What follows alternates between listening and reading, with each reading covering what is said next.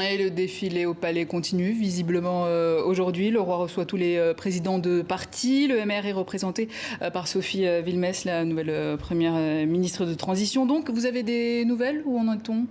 Pour le moment, la consultation se fait et c'est le palais qui enverra l'impulsion. Donc, je sais ce que nous avons été dire, ce que le mouvement réformateur a été indiqué. Ce qui a été indiqué, c'est que nous avons deux partis qui ont perdu beaucoup de voix, mais qui restent premiers dans leurs régions respectives. La NVA d'un côté et le PS de l'autre côté. C'est à eux de prendre leurs responsabilités. C'est à eux, à un moment donné aussi, de faire un premier choix.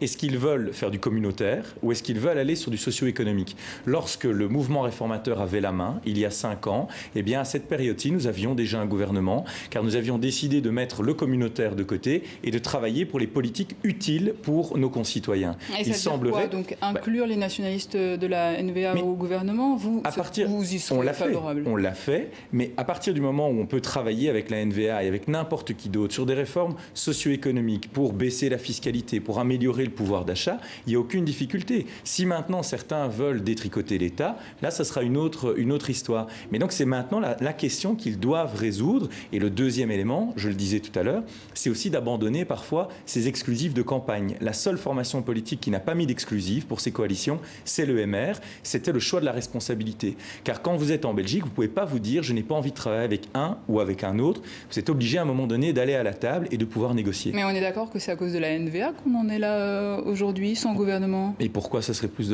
à cause de la NVA? Parce qu'il ne faut quand même pas refaire l'histoire. Effectivement, il y a un gouvernement qui est tombé en décembre, mais les élections ont eu lieu en mai, comme c'était prévu au niveau de la Constitution.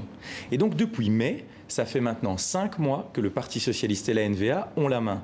Et donc, s'il y a une responsabilité, elle est au moins à 50-50 sur les épaules du PS et de la NVA. Parce qu'on va quand même rappeler l'historique pour nos téléspectateurs. On rappelle que les nationalistes flamands, la NVA, se sont retirés en décembre 2018 du gouvernement car ils se sont opposés à la signature du pacte de Marrakech sur l'immigration. Le Premier ministre Charles Michel a ainsi échoué à constituer une majorité alternative et il a donc démissionné depuis plus de gouvernement fédéral en Belgique. Est-ce que tout ça n'est pas la conséquence d'un délitement des grands partis comme le vôtre d'ailleurs? De façon globale, et je pense qu'on le voit en France, et l'expérience d'Emmanuel Macron est très intéressante, c'est qu'à l'heure actuelle, nous ne sommes plus dans un débat entre partis démocratiques, mais nous sommes avec les partis démocratiques d'un côté et les populistes de l'autre.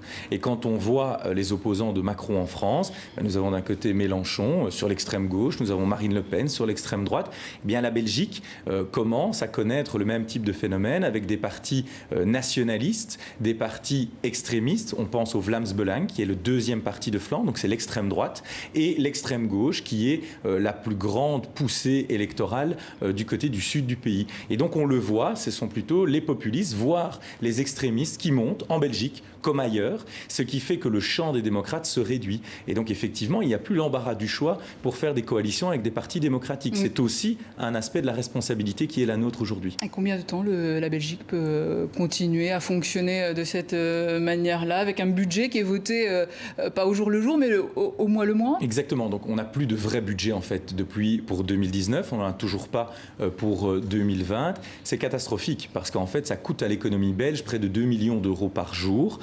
Plusieurs économistes ont analysé cet impact et donc ça ne peut plus durer. Et d'ailleurs, il y a un élément, et j'espère que ça nous aidera, si certains n'assument pas leurs responsabilités, peut-être que ça viendra d'ailleurs, c'est l'Union européenne, puisqu'on va certainement être rappelé à l'ordre sur les enjeux budgétaires, sur notre trajectoire budgétaire. J'espère que ça en décidera certains à enfin se mettre autour de la table pour négocier les aspects fondamentaux pour nos concitoyens. Alors vous, au sein du parti MR, vous êtes le favori pour prendre la tête du parti et succéder à Charles Michel. C'est quoi le MR aujourd'hui ?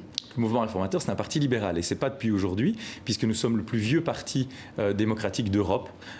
Et donc, nous avons toujours défendu une ligne d'émancipation de l'individu par la valorisation du travail, par la valorisation de ses efforts et par un enseignement de qualité pour que chacun ait les outils de cette liberté. Nous ne sortons pas de ce cadre. Alors, du côté français, ça peut parfois être difficile à comprendre. On est plutôt situé au centre droit, mais fondamentalement, un libéral n'est ni de droite ni de gauche. Un libéral est libéral en tant tant que tel. Il n'est ni de la droite conservatrice, ni du Parti socialiste. Et donc, ça nous place un petit peu différemment sur l'échiquier politique. Donc, la ligne macroniste mais je pense excusez-moi de le dire, mais Emmanuel Macron a créé l'EMR, mais avec quelques années de retard, puisque en France, il n'était pas de bon ton de se déclarer libéral sur la scène politique. Il ne l'a pas dit tout de suite, mais tout le monde a compris qu'il l'était. Et c'est en cela, d'ailleurs, que les relations entre Charles Michel et Emmanuel Macron sont excellentes, et que notre vrai parti frère en France, c'est devenu En Marche. Donc, la Belgique a été précurseur sur la question, c'est ce que vous voulez en dire. 1846, donc j'y suis vraiment pour rien, vous savez. Georges-Louis Bouchet, merci. Je rappelle que vous êtes sénateur MR.